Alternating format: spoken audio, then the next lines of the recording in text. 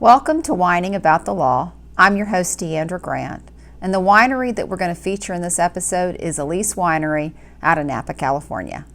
It was probably about 13 years ago, give or take a year, when we were on our annual wine pilgrimage to Napa, when some friends of ours suggested that we stop by Elyce Winery in between some tastings that we had booked on that trip, because they knew that I love Zinfandel, and Elyce has fantastic Zinfandels. Well, I fell in love with Elyce and joined their wine club and have been a wine club member, loyal ever since.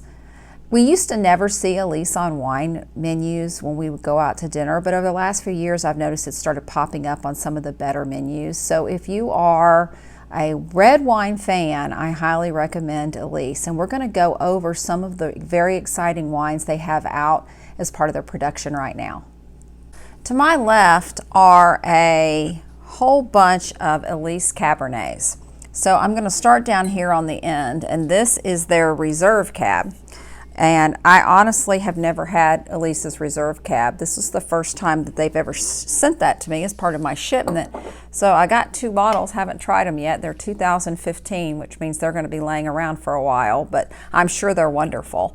They've also got here this is a Cabernet Sauvignon out of Holbrook Mitchell Vineyard, a very good wine growing area for Elyce. I like wines that come off of that vineyard, so that one's a really good one. This is off Titian Vineyard. They do a lot of wines off of this particular vineyard. And this is a 2007, so we've had this one for a while. And 2007, as I'm sure many of you know, was like the greatest year Napa had in this, last couple decades. And then this is their 2016 Morrisoli Vineyard Cabernet. Now, Morrisoli Vineyard is my very favorite vineyard that production comes off of with regards to Elyce. They make fantastic wines. If you're going to choose one and you don't know which one to start with, I would order a Cabernet off Morrisoli Vineyard. Now, everyone's wine tastes are different. You know, what I like, but it's my favorite, may not be your favorite. So definitely you want to try different things, but you might want to start with that one. And then what I've got open here is just their estate cab 2011, which was not the greatest year for Napa. But actually the 2011s are drinking pretty well right now. I've been drinking a little bit of this today just to try it out and see how it's doing, and it's really pretty good. So this is the Cabernet line for Elyce, and I recommend all of them. The 6 bottles to my right are other types of varietals that are bottled by Elyce Winery. This is their Chardonnay. They put out a really standard, typical Napa Valley Chardonnay every year. So if you like the big buttery Napa Chards, you will probably like this one. This is a very interesting blend that they make called Nero Misto.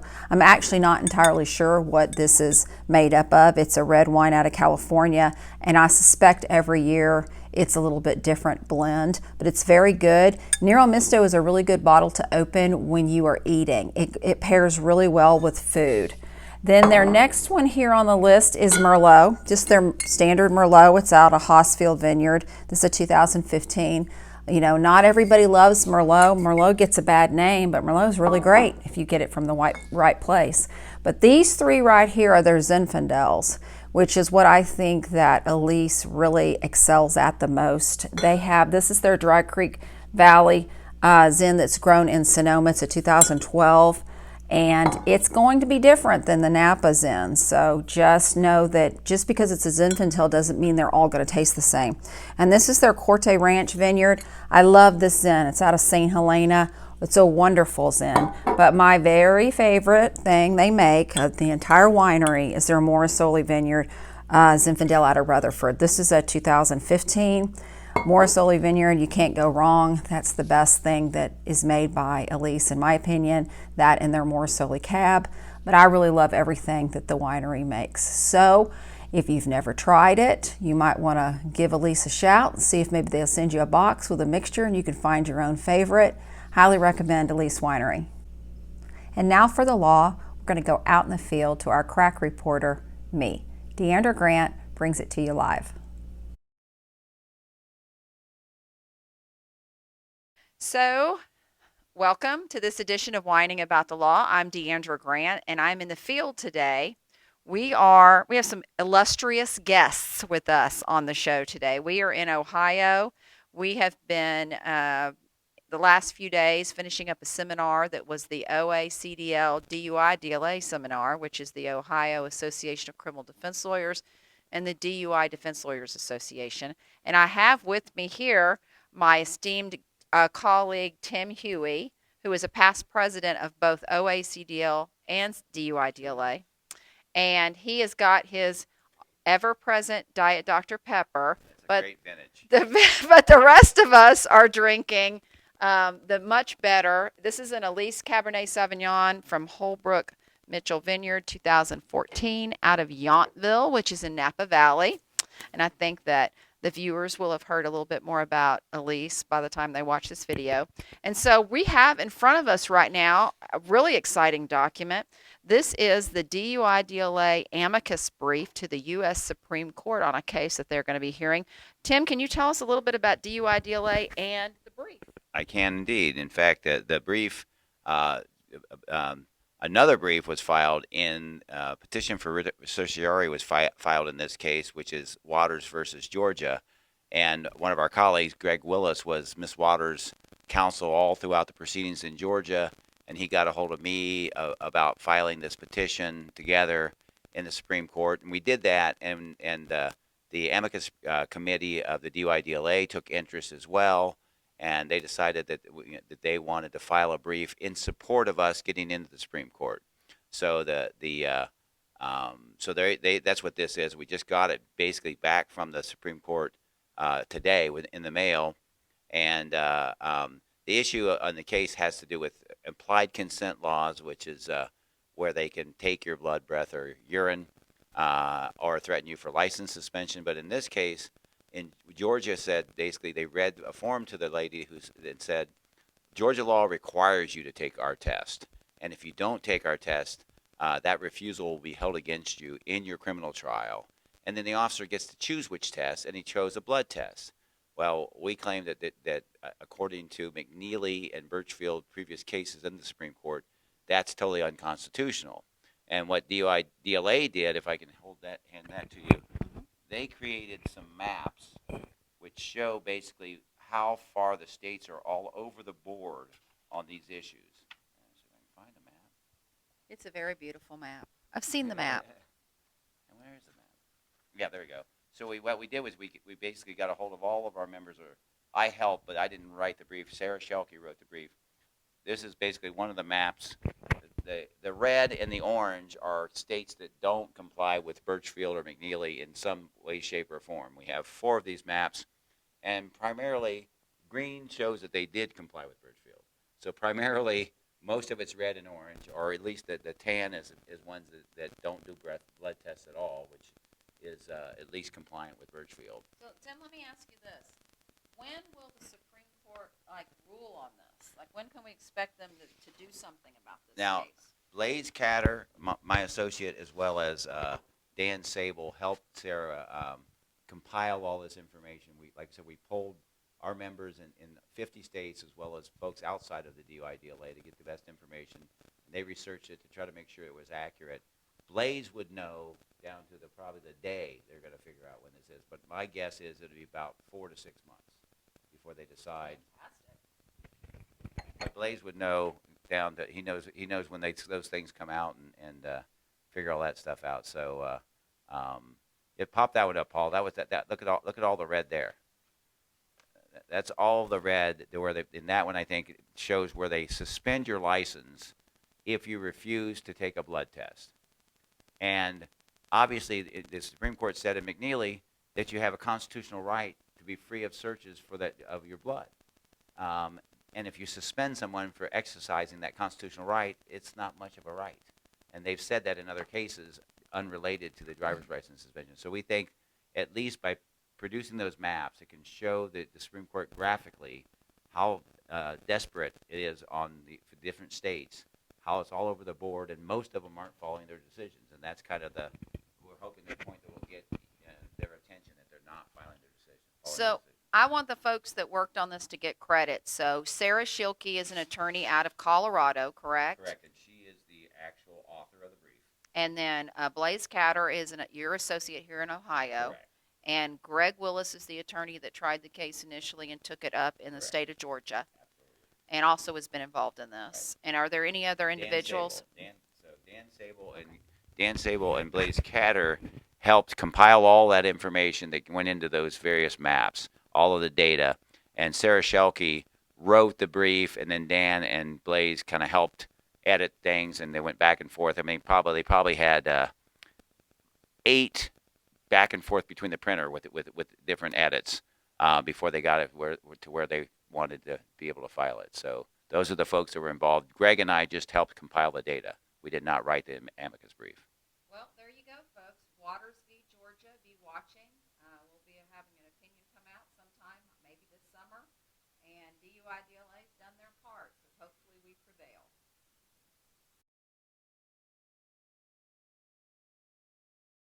Welcome back to Whining About the Law. This segment we're going to be talking to Paul Doroshenko and KYLA about exciting things going on in British Columbia, their law firm, and something called oral fluid drug testing. So Paul, tell us a little bit about your firm. Well, my firm is a bunch of lawyers, but yes, okay. Start from the beginning. So we're based in Vancouver. We have offices in Richmond and Surrey, and we serve the entire province of British Columbia and Western Canada. KYLA is a lawyer not only in British Columbia, but also in the Yukon.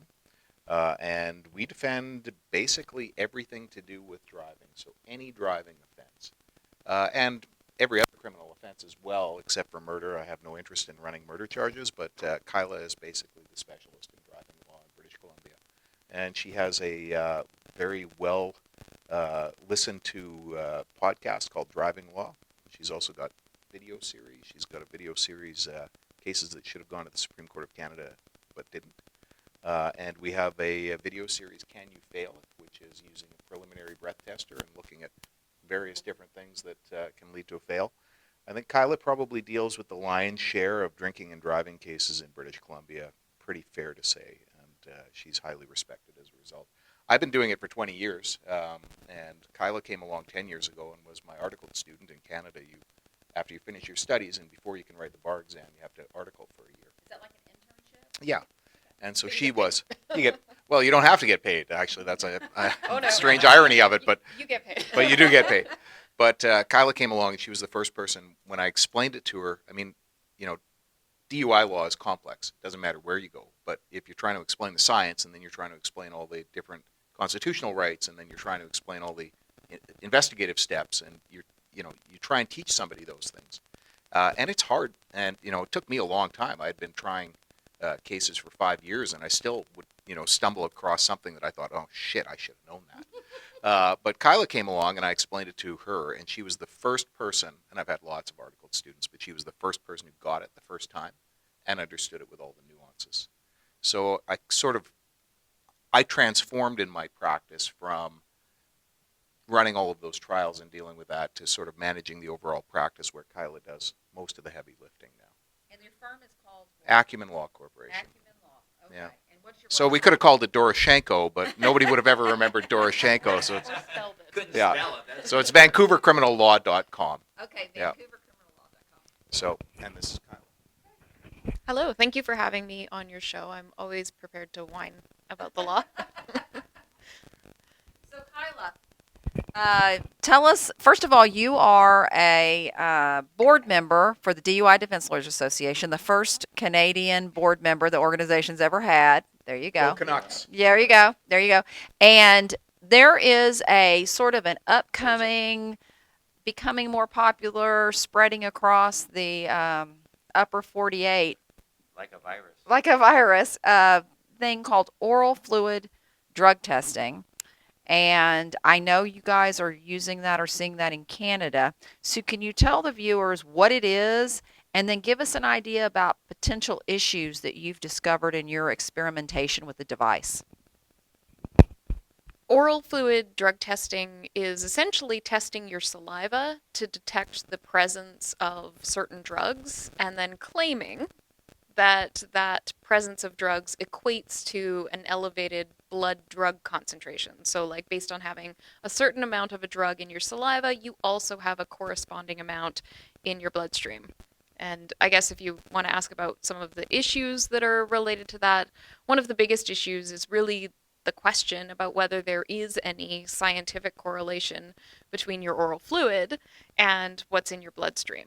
Because unlike ethanol, where they've done years and years of experimentation, and they have a good understanding of how much alcohol is going to be in your blood based on what you blow, the same doesn't really hold true for drugs, especially because there are so many different drugs, and they can test for any drug they want and just say that they correspond. Well, they're not even testing for the drug necessarily. They're testing for metabolites of the drug as the drug breaks down. And the oral fluid testing that we do in Canada and that we're seeing rolling out around the world, really, is merely testing for the presence at a certain level, but the presence. And you don't really, what can you use that for? Can you use it to prove somebody is what? Maybe that they have something in their body, but you don't, it's not preserved in any way. In my view, you could never use it to prove somebody is guilty of an offense beyond a reasonable doubt. You might have probable cause from using it, but it's an intrusive test. Yeah, KYLA, so let's say a person were to have smoked marijuana, 3 days ago, and then they take one of these oral fluid tests. Number one question would be, would they possibly be showing any metabolites? And if so, obviously, we wouldn't think someone's impaired on marijuana if they drank or they smoked it a couple days ago. And then second of all, do you have any experience working with the device? I think do any experiments on it? And if so, what interesting things have you seen? So the answer to your first question is yes. If somebody is a heavy user of cannabis, they could still have metabolites of it even after several days of abstinence. And we did test this. We did testing with Jan Semenoff, who's also a member of the DWI Defense Lawyers Association, Paul, myself, and Suzanne Perry, who is a very well-respected toxicologist. And we had a group of people over 2 days come in. They were tested for impairment and a baseline using standard field sobriety tests, the same ones that police use. They were then given the option to smoke or not smoke. And this was done blind. So they went out to the back of our location for a set period of time and came back. And maybe they'd used or hadn't used. It was a great time. Yeah. They were part of the control group. Yep. And people stood in the cold. Yeah, and people provided samples into the oral fluid device, which is the Draeger Drug Test 5000. That's the one that we were using. And we found people who had deliberately abstained, who were heavy users of cannabis, were getting positive results for THC even more than 24 hours after abstention. We also found, and this was fascinating, one test subject was a completely drug-naive subject, so had never taken anything in their life, including cannabis, which in Canada that's like almost unheard of. And Former police officer. yes, and he took a very small amount of CBD oil sublingually. And it had less than 1% THC concentration. So it had been tested and measured. It wasn't supposed to contain much THC at all. CBD, of course, is non-impairing. And he ended up testing positive for THC 30 minutes after using the CBD. So when you'd expect it to be out of your mouth, you'd expect to have swallowed it all, it was showing up as positive for THC. That level of CBD is legal anywhere in the United States. Yeah. You can transfer, you can mail that through the postal service. Okay, so I have another question then that brings up based on someone I might or might not be in my family. I won't say who it is. But if they're using, I know in Texas right now, there's a lot of CBD where people are using it for health reasons. So pain, chronic pain patients trying to get off any sort of opioids or anything, ibuprofen, things like that. They'll do like a tincture of CBD drops under the tongue every day. Is that what you're talking about with yawn? And if so, that's pretty scary because that would not ever have any impact on your physical abilities or your ability to drive. But if you're taking this test, the instrument coming back with a positive, that's one question. But the other one is, what are the levels of detection on this device, if you know? So yeah, that is what we were talking about. It was the exact same thing. It was one actually that I had that I was taking for back pain. It doesn't do anything for my back pain, but that's okay. But it was something that was designed to be taken like as an alternative to traditional pain medication. So you wouldn't expect somebody to be impaired on it. You wouldn't expect somebody who's maybe a drug user to be using it. No, you wouldn't expect them to be. I don't know. Who knows what happens? But CBD is not impairing. They might be impaired by something else. The yeah, yes, there is that. Fatigue. They just did a study on fatigue, and anyway, so that answers the first part of your question. The second part of your question is the detection threshold for the device is actually set by the fluid swab that you use. So you can buy different swabs that detect for. Yes, they detect for different concentrations in the saliva and different panels of drugs. So we were using a 6-panel swab that was detecting for benzodiazepines, amphetamine, methamphetamine, THC, opiates, and cocaine. Yes, thank you. And we also got positive results. Yeah. Clearly I'm not like very drug naive. Yes. Right, okay, so in Canada, what are your officers checking for? Our officers are checking with the Draeger Drug Test 5000 just for THC and cocaine. And the other device that's approved in Canada is the Abbott Sotoxa, also known as the Alair DDS2. And with that, they're testing just for THC. Okay, so I'm going to ask this question because I'm just curious. So the test cartridge that you used, it was a 6-panel, checking for 6 different things. Do you know if the 2-panel one that they're using, the Canadian police are using, has the same level of detection as the 6, number one? And number 2, how widespread is this right now in Canada? Because I can tell you in the United States, it's starting, some police departments are starting to buy it. And the third thing is, how do you do it? Like, what spitting is involved in this whole? I mean, I don't know how people who've been smoking marijuana are going to get any spit to begin with, but I'm just curious how you give them your saliva. All very good questions. So the device that we are using in the cassettes that we have the same trigger threshold as the Canadian one. And we're able to verify that because it's all set by regulation in Canada. So we can look up what the law says that they're supposed to be using and then buy the ones that match, if we can find them, the ones that match the Canadian standards. So for THC, it's 25 nanograms per milliliter, which is interesting because our legal limit is set at 2.5. And so, yeah, extremely low. Yeah, it's a summary offense, so the equivalent of a misdemeanor. You get a criminal record, a $1,000 fine, and an optional 1-year driving prohibition. First offense. Are they claiming that's 25 nanograms of actual THC, or is it metabolites, or they're claiming it's the equivalent, when it's giving the positive reading on the instrument, the equivalent of having a blood drug concentration of 25 nanograms.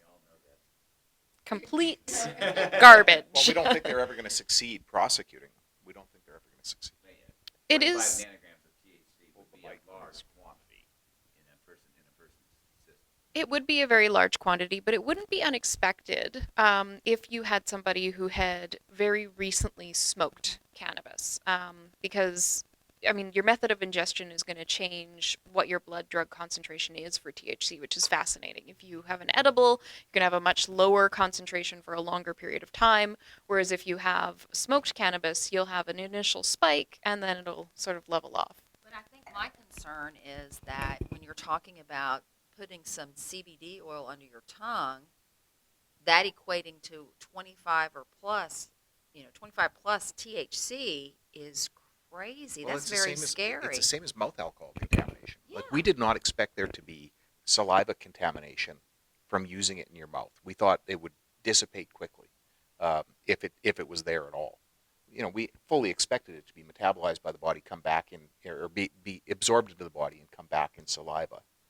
Okay, fine. But we didn't expect it to be. But we didn't expect it to be still in the mouth, present after How many minutes? I can't remember 30. now. 30 minutes? 30 Yeah. minutes. There's a significant amount of time. What I'm be interested in doing is a test where we do some of that tincture and it's not me that uses it, by the way, but someone I know very well. Try it out.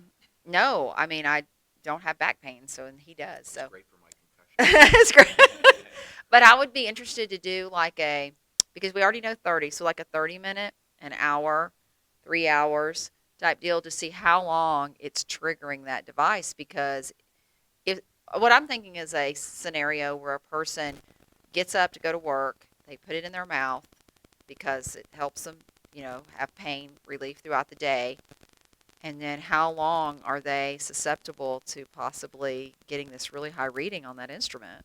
One of the big problems that we had and that we've seen and that we see with alcohol testing too is getting a group big enough.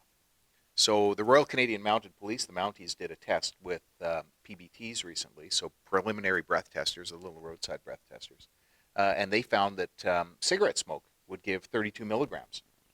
So they were getting readings on Alka-Sensor 4s, 32 milligrams with cigarette smoke. For us Americans, that 32 milligrams would be 32 milligrams in 100 milliliters, so 0.032. 0.032. Yeah. So and it's additive. It's additive. So if you've got an underlying, 60 milligrams, add 32 milligrams, you're at 92 milligrams. Okay, so if you're an 06 on the beer you drank and you smoke a cigarette and you blow into the PBT, you could be blowing an 09. Yeah. Yeah, Exactly. That's not good. So they discovered that, and then they went to research it further because they wanted to publish a paper on it, and they couldn't find enough smokers. And they were only looking at smokers who were RCMP officers, and that's so one of the things we see, a couple of things we see is that they only use really healthy people. They're usually within a certain age group when they use test subjects, and often enough they're just like white males. So that's the well, but that's like the partition ratio is established by testing in Germany and Sweden and the United States, where it's mostly white males. You have no idea whether or not that partition ratio holds for people from India. So that was fascinating that they did that study. They couldn't find enough test subjects. The problem that we have, even with our own study that we basically provided our Draeger for and the cassettes for and everything, was you need a lot of money, you need a lot of test subjects to be able to come up with some sort of really reliable science. We know that there's contamination. We know there's contamination now with cigarette smoke. They only had to do a small study for that. But to be able to go further with it is an ongoing problem. And that's, I keep seeing the problem with the partition ratio. You look at partition ratio studies and you look at the number of people that they do. Partition ratio, when I speak of that, what I'm talking about is the ratio of alcohol that you'll have in your breath relative to your blood. So blood, of course, as we know, and for everybody else, you test your breath, you're only just giving an estimation of what blood alcohol concentration is. And so there's a assumption that all the machines use that doesn't mean that that's you. Doesn't mean that that's you now, and you're going to be different 20 minutes from now, and you're going to be different 5 hours from now, depending on absorption and everything. But it's never been studied. It's never been studied as well as it should be. Bearing in mind that we give people criminal convictions for this at relatively low levels. What I was going to say is that with partition ratio, it would be the equivalent of saying everyone in this room wears a size 9 shoe. Everyone. And so we're just going to program our equipment. Because that's the average. Because it's the average. And we're going to say that we're not going to even differentiate between men's shoes or women's shoes. We're just going to give the instrument this is what everyone in the room's shoe is, and do all your calculations based on that. I mean, that's partition ratio. Sure, and Tim and I might be guilty because the shoes fit us, but the shoes are too big for you two, and so or too small for you're my gonna, son with a 10.5. You're going to be guilty. You'll be guilty by virtue of the fact that we're using these size whatever shoes. No matter whether shoes fit, you don't quit. Well, thank you so much. Do you have any other thing you want to add? Just KYLA, because we always talk about swab, and so people oftentimes think, that's just like a little Q-tip you put in their mouth, So tell them just a little bit about the swabbing. Let's finish up with a description on how they get your saliva.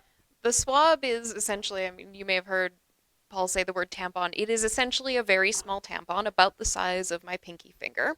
And you stick it in between your cheek and your gum down as far back. Yeah, it's got a handle, but as far back as you can get it, and you rub it back and forth for a minimum of 60 seconds and a maximum of 4 minutes until there's a little indicator that turns blue, just like in the tampon commercials. It's very like reminiscent. And then once you've completely eroded your gum and you're bleeding all over it, if it turns blue, you're pregnant. yeah, then it goes into the device, and you have to wait 10 minutes, up to 10 minutes for the analysis to take place. So after you've... This is supposed to be done roadside, right? It's supposed to be done roadside. detention. It's supposed to be quick. In Canada, you don't have the right to call a lawyer while any of this is going on. You have to do it, and you have to stand there without knowing that you need to be quiet and not say anything, and wait for your results. And everything you say in the meantime is an incriminating statement. Wow. And just visually, I saw the one you had yesterday that you gave us for our presentation, and it actually looks like a little baby, one of those thermometers they used to do with it in your ear, thermometer, sticking a little tampon on the end of that and sticking that in your mouth, right, and holding it in there. They're concerned about police officers getting hepatitis or something like that, because that's why they've got the handle on it. And police officers, understandably, are concerned about that themselves.